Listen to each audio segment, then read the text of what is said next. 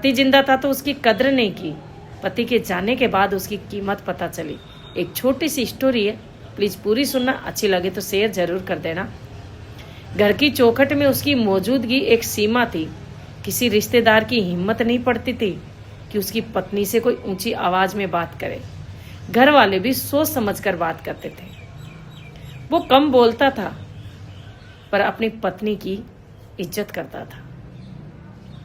सब यही सोचते थे कि ये इसकी पत्नी की ढाल बनकर खड़ा है, पर पत्नी को उसकी कमियां दिखती थी। वो यही कहती थी कि तूने मेरे लिए किया ही क्या है, मैं तेरे आने के बाद कभी खुश रही नहीं। वो चुपचाप सुन लेता। उसे मालूम था कि मैं दुनिया की नजरों से तो इसे बचा पा रहा हूं। एक दिन किस्मत ऐसी फूटी कि उसको दिल का दौरा पड़ गया और उसकी डेथ हो गई। पत्नी की पैरों तले जमीन खिसक गई। एक दिन सब रोए, दूसरे दिन ढाढ़स बंधाया, तीसरे दिन फुसफुसाहट शुरू हो गई। अब देखते हैं इसकी कौन ढाल बनता है, कैसे घर चलाती है। जिसके सामने सब चुप रहते थे, आज वो बोलने लगे, आज वो ताना देने लगे। कोई घर के खर्च का हिसाब पूछता तो कोई एहसान जताता तो कोई ताना देता। अब उसे समझ आया कि जिसे वो गलत समझती थी वही उसकी ढाल था।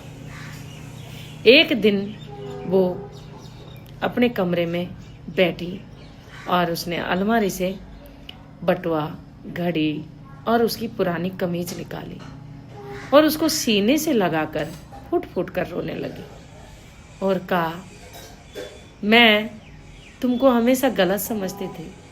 मुझे ये पता नहीं था कि मेरी इज्जत आपकी वजह से हो रही है। मुझे ये पता नहीं था कि आप मेरी ढाल बनकर खड़े हो। मुझे उस टाइम समझ नहीं आया, पर आज मुझे समझ आ रहा है। जब आप थे तब तक मैंने कभी आपको समझा ही नहीं।